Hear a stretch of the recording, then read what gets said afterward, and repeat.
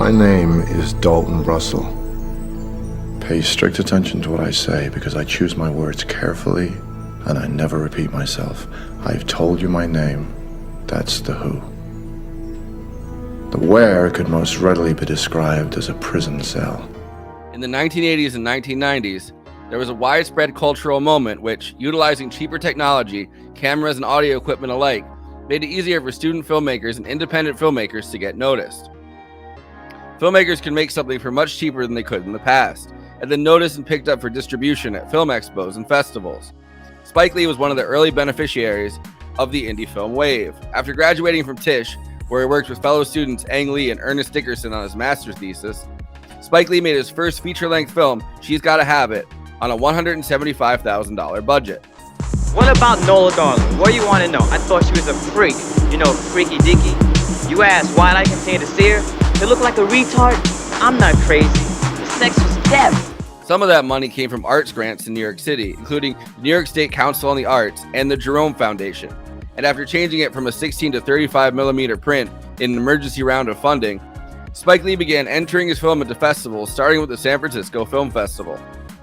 On a budget of $175,000, She's Gotta Have It brought in $7.1 million at the box office, showing that this new form of independent low-budget filmmaking could be extremely lucrative. By the end of the decade, Spike Lee had made one of his best-known films, Do the Right Thing. After a conversation with Robert De Niro about a 1986 incident at Howard Beach in Queens, where a young black man was struck by a car and killed after a group of white teenagers attacked him and his two friends outside of a pizza parlor. That's the hype! Newest, latest. Let me tell you the story of right hand, left hand. It's a tale of good and evil. Hey! It was with this hand that Cain iced his brother. Do the Right Thing was much more controversial and divisive for its treatment of race relations in America. After that, Spike Lee had his first collaboration with Denzel Washington for Mo Better Blues. This was the same year, in 1990, that Denzel won his first Oscar for Best Supporting Actor.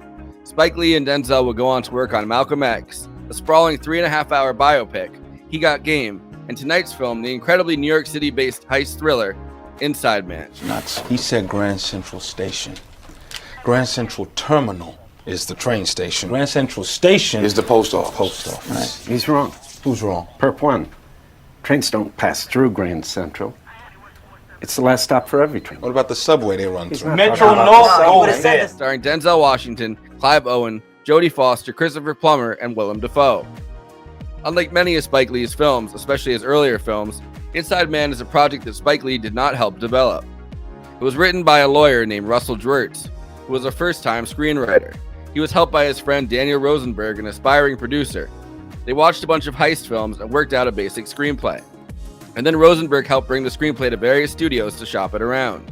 It was finally purchased by Universal and Ron Howard's Imagine Entertainment, with Ron Howard jumping aboard as the original director. However, Ron Howard was tapped by Russell Crowe to direct Cinderella Man and dropped out. Meanwhile, other screenwriters were brought in to do some rewrites, including Terry George, the Irish screenwriter and director who did Hotel Rwanda, who added a subplot about the Nazis and the Diamond Ring. Well, I'd love to tell you what a monster you are, but I have to help Bin Laden's nephew buy a co-op on Park Avenue. If that were true, you wouldn't tell me.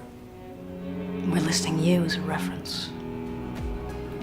Finally, Spike Lee was brought in to direct the film as a huge fan of Sidney Lumet's Dog Day Afternoon. Excuse me? You don't want a plane. You never did. Whoever heard of bank robbers escaping on a plane with 50 hostages? You saw Dog Day Afternoon. You're stalling. Why? I don't know. In fact, there are two actors in Inside Man making cameos. Marsha Jean Kurtz, who was one of the hostages in Dog Day Afternoon, and Lionel Pena, the pizza delivery guy from Dog Day Afternoon, who is the pizza delivery guy in Inside Man as well. Spike Lee saw this huge bank heist movie as his chance to do a contemporary version of Dog Day Afternoon. However, Inside Man focuses much more on the cop side of things, specifically Denzel Washington's cool but struggling detective Keith Frazier. I didn't think so. Any other proposals? Oh, please do not say proposals. My girlfriend, she wants a proposal from me. You think you're too young to get married? No, I'm not too young. No. Too broke. Maybe I should rob a bank. You love each other? Yeah, we do. Money shouldn't really matter. Thank you, bank robber. He has a scandal attached to his name and is picked to negotiate with the bank robbers because the usual first-grade detective is on vacation. With a lot going on, a girlfriend who wants a ring, a shitty criminal brother-in-law that's living on his couch, Frazier is thrown up against a criminal mastermind, Dalton Russell. Recently, I planned and set in motion events to execute the perfect bank robbery. That's also the when. As for the why, beyond the obvious financial motivation, it's exceedingly simple. Because I can. From the beginning, Dalton tells us he's planned and executed a perfect bank heist, and we as the audience are left, like the police, scrambling to try to figure it out. Adding to the mystery, Christopher Plummer's Arthur Case, who owns the bank, sends in a fixer, Mrs. White, played by Jodie Foster, to try to get the contents of a safety deposit box back from the bank being robbed. Inside Man is a sleek, stylish, entertaining testament to a post 9/11 New York City. In fact, it qualified for the Made in New York Film Incentives program. In it, we get constant reminders of the diversity of the city Spike Lee loves.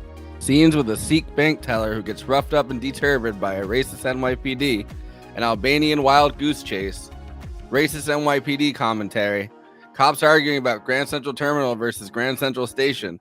It's a pretty fun use of 2 hours. I gotta hand it to Spike Lee. What do you think that's worth? If you gotta ask, man, I can't afford it. Thank goodness my girlfriend ain't here.